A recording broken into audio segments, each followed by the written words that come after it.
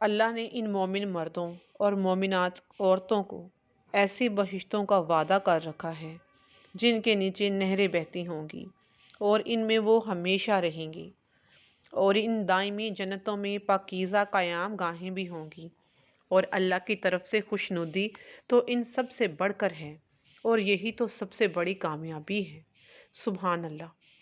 ماہ رمضان کریم میں اللہ تبارک و تعالیٰ کی نعمتوں سے، رحمتوں سے فائدہ اٹھائیں، قرآن کریم کی تلاوت کریں اور اس کو اپنی زندگی کا حصہ بنائیں، اور مجھے بھی دعاؤں میں یاد رکھیں۔ اللہ کی رضات اور خوشنودی بڑی نعمت ہے، اس کو ہم کیسے حاصل؟ اور اگر میری خوشنودی چاہتے ہو تو میری قضاء و قدر پر راضی رہو۔ تیری زندگی میں جو کچھ تیرے لیے مقرر کر دیا ہے نا، شاید تیری چاہت کے مطابق نہ ہو، پھر تو اسی پر راضی اور شکر ادا کرو، میں تم سے راضی رہوں گا۔ سبحان اللہ۔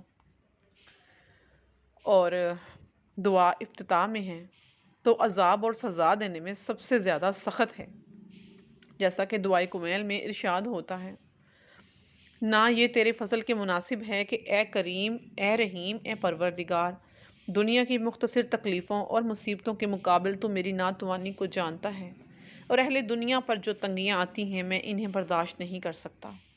اگرچہ اس تنگی اور سختی کا ٹھہراؤ کم ہے اور بقا کا وقت تھوڑا اور مدت کوتاہ ہے، تو پھر کیوں کر میں آخرت کی مشکلوں کو جھیل سکوں گا جو بڑی سخت ہیں، اور وہ ایسی تکلیفیں ہیں جن کی مدت طولانی، اقامت دائمی ہے، اور ان میں کسی میں کمی نہیں ہوگی، اس لیے کہ وہ تیرے غضب، تیرے انتقام اور تیری ناراضگی سے آتی ہیں میرے اللہ۔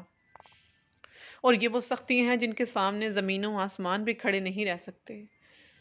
تو اے میرے آقا، مجھ پر کیا گزرے گی جبکہ میں تیرا کمزور پست بندہ ہوں۔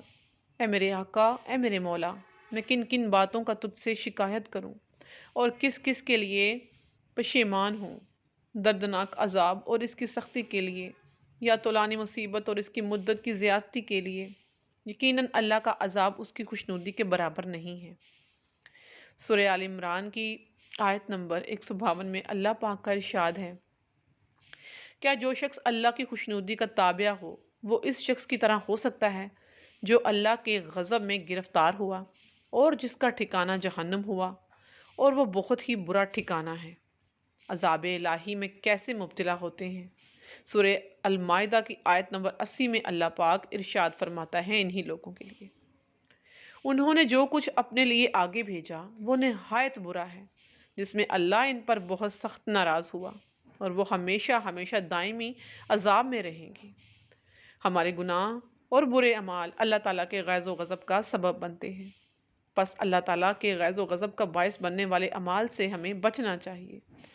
توفیق کے معنی ہیں اچھے مطلوب کی طرف پلٹانے کے، یعنی اسباب اور عوامل اس طرح فراہم ہو جائیں کہ ہماری خواہش کے مطابق ہو جائیں، یعنی خدایا اسباب کو اس طرح ہمارے لیے فراہم کرے کہ ہم تیرے کلام کی تلاوت کرنے میں کامیاب ہو جائیں۔ اللہ تعالیٰ کی مدد کے بغیر ہم کچھ کرنے کے قابل نہیں ہیں، نہ اللہ تعالیٰ کی اطاعت کر سکتے ہیں اور نہ گناہوں کو ترک کر سکتے ہیں۔ خداوند تعالیٰ سورہ مزمل میں ارشاد فرماتے ہیں، یعنی تم جتنا آسانی سے قرآن کو پڑھ سکتے ہو اتنا پڑھ لیا کرو۔ جناب امام علی رضا علیہ السلام فرماتے ہیں، قرآن اللہ اور بندوں کے درمیان رابطے کی رسی ہے، جنت کی طرف لے جانے اور جہنم سے نجات دینے والا۔ زمانہ گزرنے کے باوجود قرآن تازہ رہتا ہے، زبانوں پر اس کی اہمیت کم نہیں ہوتی، کیونکہ محسوس زمانے میں متعلق نہیں بلکہ تمام انسانوں کے لیے حجت اور روشن دلیل ہے۔ یہ قرآن کسی بھی طریقے سے باطل اس میں داخل ہی نہیں ہو سکتا، اور اس کو اس ذات نے نازل کیا ہے جو لائق تعریف ہے۔ ماہ رمضان المبارک کی تیسری رات کی عظیم نماز، نماز شب منگل،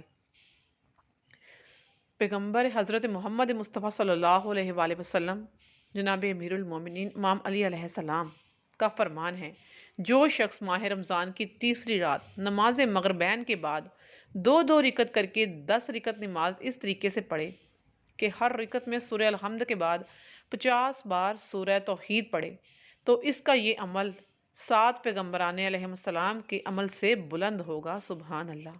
اللہم صلی علی محمد وآل محمد۔ اور مجھے دعاؤں میں یاد رکھیے گا۔